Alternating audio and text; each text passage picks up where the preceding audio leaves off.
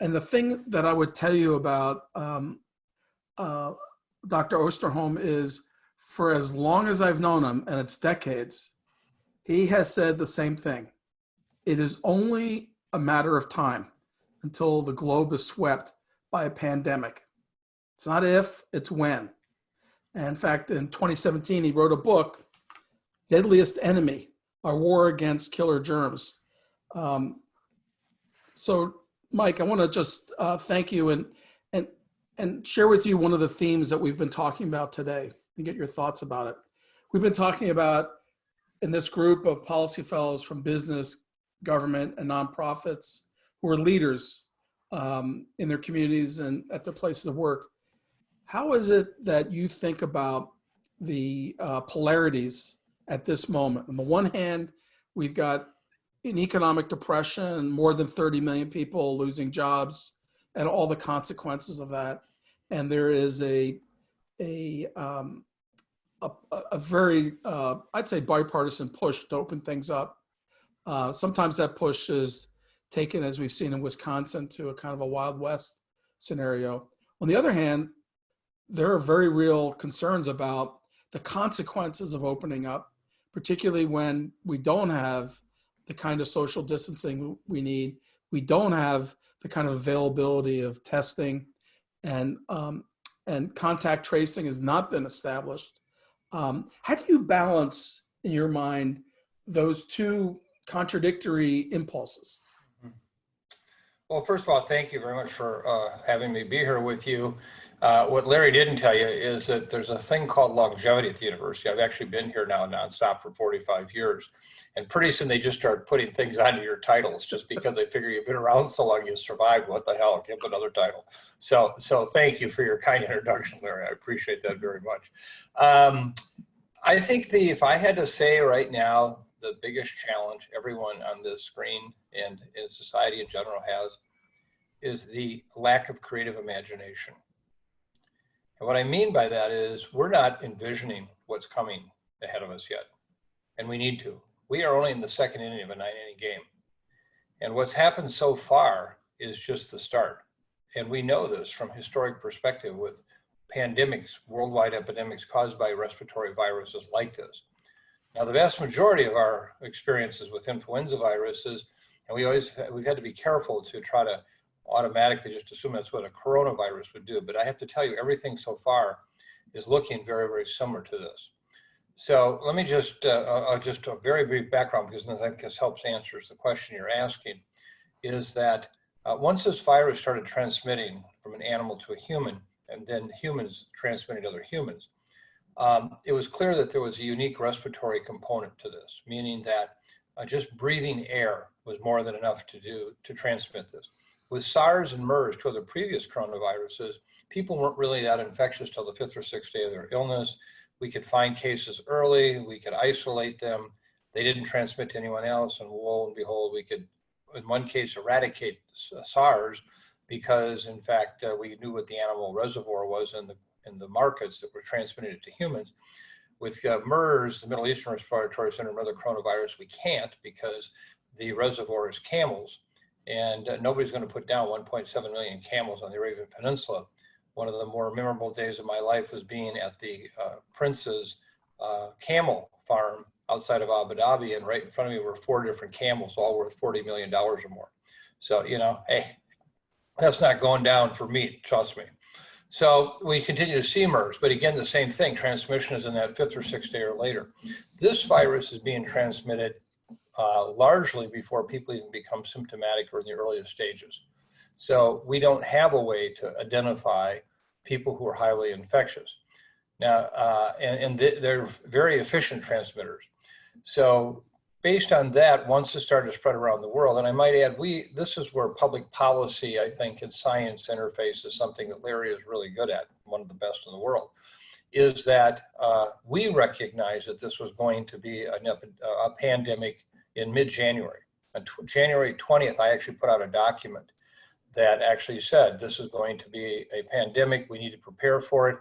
It's going to spread worldwide. It'll probably take at least a month before we start to see cases show up around the world because of the time it would take to go from 1 case to 2 to 4 to 8 to 6, an incubation period of about 5 days between each. The reason I tell you that's important because science is nothing if we can't translate it into policy and action. On the 20th of the afternoon, I went over to 3M and I said to them, this is going to be a pandemic. You have to understand this. That night, the executive team met, and on the morning of January 20th, 3M put every machine they had in the world on 24/7 operation to make N95 respirators, 6 weeks before the US government ever contacted them. And in that time period, the millions of masks that they made literally have saved countless numbers of lives. So I just wanted you to understand that when you're thinking about making decisions sometimes, understand that sometimes they can really you can make big decisions. So the question though that Larry's asking right now is what's going to happen? How do we make decisions? And I said we're only in the second inning of this game. When we look at influenza pandemics, just quickly, there have been 10 of them in the last 250 years, 8 well characterized. But of the 10, 2 started in our Northern Hemisphere winter, 3 started in the spring, 2 in the summer, and 3 in the fall. And every one of them had an initial wave, a peak of cases that occurred in different countries around the world, but they were sporadic, meaning that not every country was hit equally like we see with what's happened recently with this outbreak. You know, we talk about Italy, but it wasn't Italy, it was Northern Italy, it was the Lombardy region, and most of Southern Italy was spared. Why did we see such devastating illness in Iran, and we saw virtually nothing in Iraq?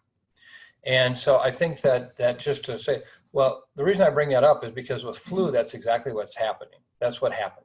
In 1918, for example, in the spring, there was these cases that were occurring in communities. Chicago, New York got hit pretty hard.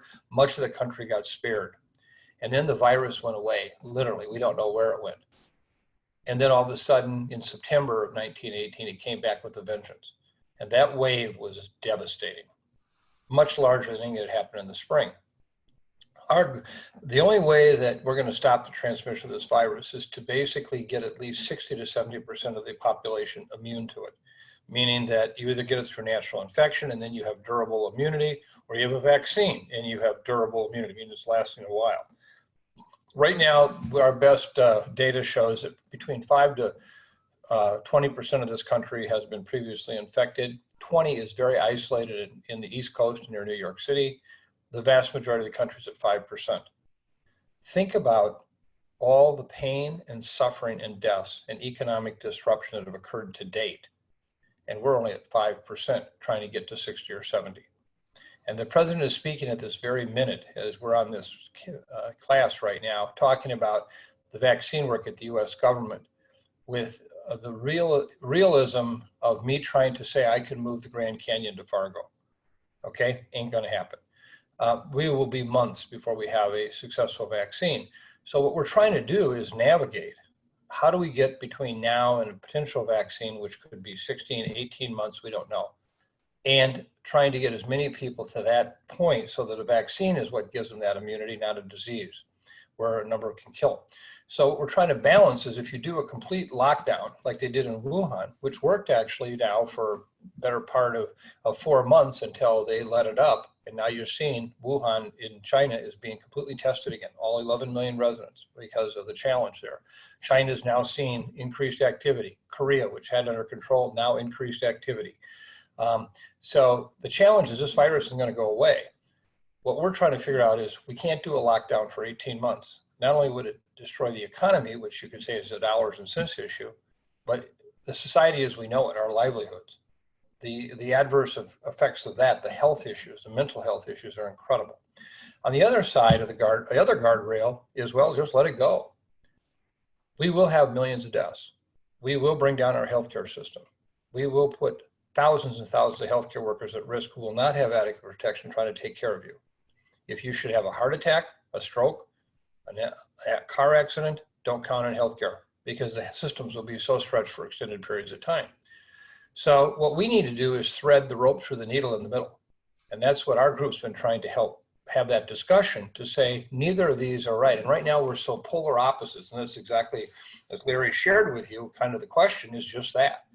And so we need to get to the middle. The problem is we're trying to get to the middle at a time when partisanship is at its almost all-time high. Now, you're talking to the expert on your side of the camera here with him, with Larry, who can tell us about that. And what we're trying to do is run an organized government in a crisis mode with the efficiency, the thoughtfulness, and the wisdom of a Churchill or a Franklin Roosevelt, while we're actually watching government be run in the current system that we all know exists. And the kind of decisions, let me just give you one decision that is just, it's almost typical. And when I say typical, when I wrote a piece in the New York Times about 2.5 weeks ago and had written a previous one in March, op-ed piece, in which I challenged the testing issue. Today, testing has become the thing.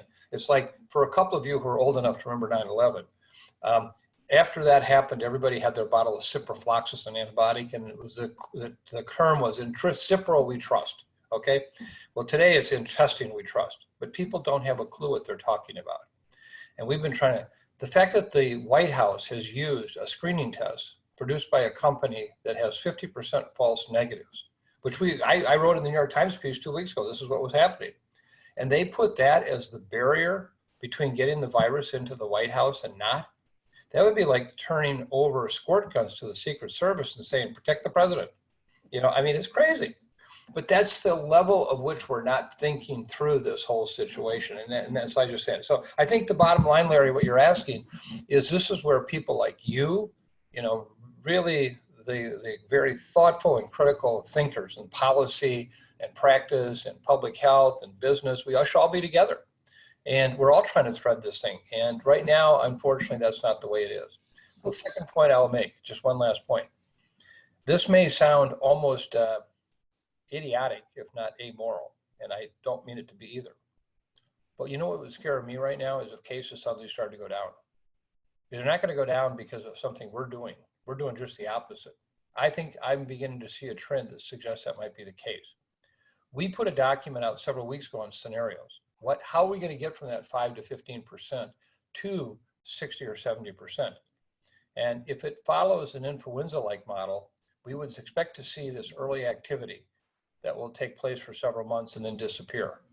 And then all of a sudden, 3 or 4 months later, a big wave of activity would occur, which would be devastating.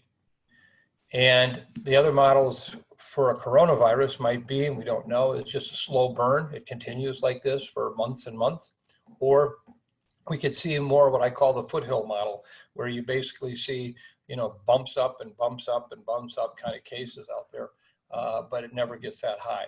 So I worry right now about watching cases go down, which seems so counterintuitive to public health and to the welfare of our society. But if they go down, they will come back up with a hell of a bounce. And when that happens, that's what will be very troublesome for us. So we have a long ways to go. We can't make decisions today about opening, reopening, and think that we're all done. We're just getting started. And that's the challenge. That's where we need people like you, really smart policy people who can integrate these complicated issues and say, well, it's not just straightforward like turning the light on and off. It's not. It's much more complicated. So I'm sorry for the long-winded, but now you set the kind of the pretext for the whole rest of the discussion. So thank you, Larry. I'm sorry to go on so long. Oh, it's as usual, you know, quite erudite. Let me ask you the question that puts the ball back in your court, which is about the doubts about scientists and experts. Because a lot of what you said is, here's what we know. But we've got a lot of Americans, including the president, who just don't buy it. And we hear it all the time. And it's quite vociferous. And this shows up in terms of questions about models that are put out. And then obviously behavior changes, but the models still have these targets. People go and look at the targets and say, the models are wrong because we're not hitting the targets. Or in the case of Georgia, where Governor Kemp opened things up, you know, do the bars, do the nail salons, whatever. And now 3 weeks later, we're not seeing the surge in death and hospitalization that had been predicted by the experts. And so you're hearing a lot of people say, the experts don't know what they're talking about. This is just guesswork. Help us. Yep. Well, let me just say, first of all, you put your finger right on the issue. When I started the CIDREP, Center for Infectious Disease Research and Policy, in 2001, it was really a growth outcome of my career, where I always felt like I was that one person that couldn't quite get the chocolate and peanut butter to bump into each other in the dark hallway, to make the perfect food item. And it was because I couldn't get science and policy linked together, because science without good policy is useless. Policy without good science is dangerous. And so one of the things we're talking about here is how do you implement that and put that into place? And I think that really is a very, very important point. Let me just say, I've had 60 some hours of graduate statistics, so I'm not a nerd, but you could accuse me one. I find models are, as the quote goes, useless or wrong, but occasionally give us interesting information. And so their models are only as good as the statistical assumptions you make going in there. When I talked about the scenarios we did, we didn't even try to model it. We just said this is what it's going to take to get enough people having protection that for the virus to slow down its transmission. So I think one of the things we've done is we've had far too much reliance on models that give people in the community the general sense of, well, this is all black box. And if you're from a red state mindset, you know that these models were intentionally made to hurt the administration and make it look bad. And if you're from a blue state mindset, you're absolutely convinced they're all underscoring and underestimating what really is going to happen. So what good is the model? And so I throw models out. I don't use them. My models are the kind, I'm from a little small farm town in Iowa. And my model is what we'll sell at the S&D Cafe for coffee at 10 in the morning, okay? And so what I approach it and say, let's just do some basic numbers here. There's 330 million people in the United States. If half of them get infected, and that's an underestimate, but we'll just go with it. You can put whatever number you want in here. There's no black box. 50% of 330, basically 165 million people. Based on everything we know about this infection from what's happened in China, Asia in general, the EU, the North American experience, etc. Of that 165 million people, about 80% of them will have mild to almost non-existent illness to potentially a little bit more than mild, but never seeking medical care, 80%, and they're going to be infectious. The remaining 20% of the 165 million, of those, about all of them will seek medical care. Half will be hospitalized, about 10% of the total. Of that 10%, 5% will be in intensive care. They'll require intensive care medicine. Okay, so you got 5% now of 165 million. One half to 1% will die. That's exactly what we've been seeing across the board. You do the math on that, that's 800,000 plus to 1.65 million plus. If you want to get a sense what this disease has done, and this is just getting started, 75 days ago, this disease was not even in the top 100 causes of death in this country, not in the top 100. For the past month, there have been a number of days where it's been the #1 cause of death in this country. We have not seen that since 1918 with the swine flu epidemic of 1918. That's pretty remarkable. So I think, to get back to Larry's point, which is a good one, there are many people in this country that don't know anybody who's had this infection yet. And they often think that it is a very small, limited group. And that limited group are what we call people in congregate care or congregate work settings. And what I mean by that is if you have 1 out of every 250 people infected, that's it. All you have to have is let one person go work in or visit a nursing home. And it's like a match to a gas can. Whoosh, 40 or 50% are now infected. All you need is one worker to go into a meatpacking plant today in that crowded condition, and within days, whoosh, it's gone. All you need is one guard or one visitor to go into a prison. Whoosh, it's gone. We need one person in a drug treatment center or a homeless shelter, same thing. Now, think of all the people I just named for you in terms of groups. Where do they fit on our socioeconomic scale? Where do they fit on our perception scale of who these people are? Migrants, prisoners, old people? And that by itself has formed a certain assumption, because right now in this country, well over 25% of the cases who have died are in people who are in long-term care. And there'll be many people say, you're shutting down my business, you're ruining my life for a bunch of old people who are going to die anyway. That's hard to hear, but that's what we hear all the time. My message is, that's just the canary in the mine. Within 3 to 6 months, there won't be cases in meatpacking plants. There won't be cases in long-term care. There won't be cases in prisons. We'll have burned through them. We'll have hit herd immunity in many of those locations.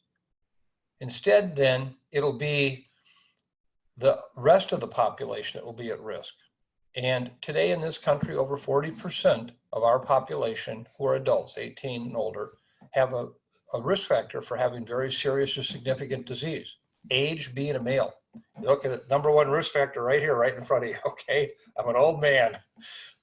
Second thing is underlying heart disease issues, having kidney disease. 790,000 people in this country have end-stage renal disease. Every day, they're at risk.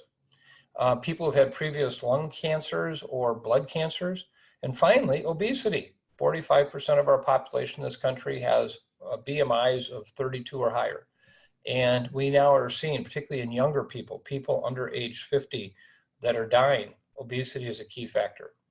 So when you put that all together, in a few months, this epidemic is going to take on a very, very different picture. Then it's going to be harder to make it the kind of divisive issue that it is now.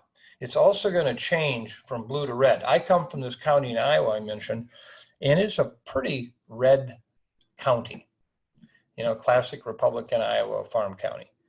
A population of 11,000 is all. Somebody from our county went on an excursion on the Nile, a retired man and woman, in early February, brought the virus back from that trip to our county. No one knew about it, didn't understand it. And at the same time, a meatpacking plant in the southwestern part of the county, cases were entered there. This little county of 11,000, I think now is at 17 deaths. This thing has devastated that county. This is no longer a red county or a blue county. This is a COVID color county. And we're going to see over the course of the next few months, we're going to change that perspective of red or blue to COVID color. And I think, Larry, that's where you're going to see an evolution of thinking about this, where now I don't know anybody and I'm ruining my business, or it's a bunch of those people that are dying. Why am I ruining my business? And I can understand where they're coming from. I get it. So I think one of the things, and Neil Kashkari, who is the president of the Federal Reserve, many of you know him. Neil and I have been working closely together. We did a session yesterday for the Minnesota Economic Council, and we're going to do one in a couple of weeks. Again, coming back to this, we have got to figure out how to thread the economy, life, society in between those guardrails and what we're going to do for this disease. I wish that's a discussion we could have. That's very helpful. Thank you. We've got so many great questions here from Policy Fellows. We're going to try to get to as many as possible. Lee Friedman, could you introduce yourself and then pose your excellent question about what nonprofit organizations should be doing? Sure. Dr. Osterholm, thank you so much for taking the time to be with us. We really appreciate it. I'm Lee Friedman. I work for Jewish Family and Children's Service of Minneapolis, a social service agency based in Golden Valley serving Hennepin County. And my question was, for those of us in the fellows who are in organizations that have been working remotely for the last 2 months primarily, and we're part of decision-making groups that are deciding what changes we should make and how and when to make changes. What are the top recommendations that you would make for us to be thinking about or considering as we sit here on whatever day in May it is today? Yeah. This is clearly one that there is no right answer or wrong answer. There are answers. Somebody will decide it's right or wrong, but I would like to think that they're not. And the challenge we have right now is that how do we judge? 3.5 weeks ago, the White House put out some criteria to reopen America before there was this major push to say we're just going to do it no matter what. And in that was decreasing numbers of new cases. I mean, a set of criteria, number of people protected in the healthcare setting that had the ample equipment. And at that time, it seemed like a remote thing, but it would happen. But then, of course, everything changed where the decision was just made to do it. There are at least 42 states right now that are releasing or relaxing their restrictions. and not one of them are based on any of those data. There's no data being used right now of any meaningful way. It's more, we just have to move on. We got to get on. I understand that. I think it's a major mistake. And the reason I say it's a mistake is whatever it is, and I'm not even purporting what it should be, if we don't have measures, how can you then figure out if you're going to come back in? You know, if you don't have off ramps and on ramps to the freeway, how do you get on or off? And I think that we're going to see more cases. We're going to see big increases. Next time that happens, how will we just knee jerk and say, okay, we're shutting down again today? We don't have a system. And, you know, people just want the truth. I think if I've sensed anything has been people are so frustrated with, they don't know who to believe. And I think, Larry, you hit on that earlier about science and so forth. And one of the ways you tell people is, I don't have the perfect answer, but if cases double, if healthcare workers can't get enough protective equipment, and we're within 20% of going over the top of our number of beds for intensive care, then I got to do something. And, you know, people will understand that. What they don't understand is we're going to release it because we got to get back in the economy or whatever. And I think that's the challenge we have. So, Lee, I think your very good question is that we will be back. We're going to come back. We're going to have times where this is going to go up and down.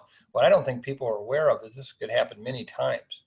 And it could be extended much longer than we've already had it through the course of the next 18 to 20 months, depending on what vaccine is. So this is not a short-term situation. Shannon, you asked a question that's been floating around with other policy fellows about the coronavirus as a biologic weapon. Yeah, every good crisis deserves a controversy, doesn't it? Unfortunately, you know, can't have one without. I will just say right now, there's absolutely no evidence whatsoever to support that. We just did a detailed story on it this past week. First of all, from an evolutionary standpoint, it's very clear that this was not a man-made virus. This jumped from animals. We have a good idea of which species it came from, pangolins. Had man decided to try to do this, I've done a lot of work in gain of function. I was on the National Science Advisory Board for Biosecurity for its first 8 years.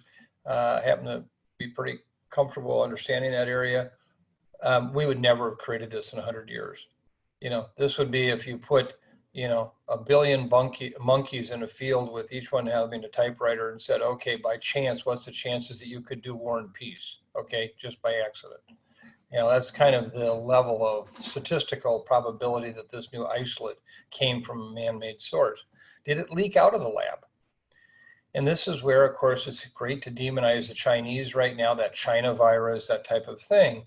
But it's all for political purposes. You know, the Western world has had tremendous experience and contact with the Wuhan lab.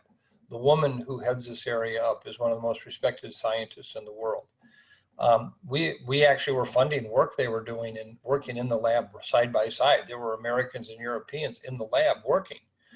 And the bottom line message is that as soon as this indication that a coronavirus might be causing this outbreak happened, the Chinese had every one of the viruses that they owned of any kind in terms of coronaviruses sequenced. And there wasn't one in the lab that was even close to this. Not one.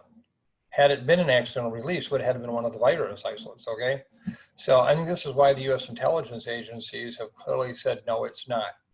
You know, the idea that there's this mutation in the virus that is evidence that that's all BS. It's not true. But it gets repeated enough times that now people believe it. And so there's no truth to this. I'm very confident that this was a Mother Nature made event. What makes me very unconfident is the fact that what's going to keep this from happening again?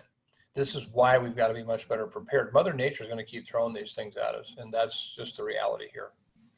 Amy, you had a question about the healthcare system. Could you introduce yourself and ask your question? Yeah. So, hi, my name is Amy Pappenfuss, I work for Alina Health here in the Twin Cities. And, you know, as we've seen, as you're well aware, the healthcare system has shifted how it's provided care the last few months, and it's sort of going back to, opening it up again. And so I'm curious, how do you see healthcare changing in the U.S. as a result of the pandemic, both in how it is delivered and how people use it? Well, as you No, I mean, healthcare has been completely, in a sense, changed over the course of the past 3 months with many non-elective procedures not occurring, et cetera. And the number even of people with heart attacks, et cetera, way down, which, you can't biologically just make heart attacks go away because you want them to, which says access to care is a very critical issue, and who comes and doesn't come, what may happen later could be much more costly than what happens now. I think one of the challenges we've had is that we've seen that the underbelly of healthcare in this country today is funded by things like same-day surgeries, et cetera. This is where the profit margins are really where it just make it go. And, Larry again knows this very well. And so there's a push to get these back and to help basically stabilize the healthcare expenditure cost situation.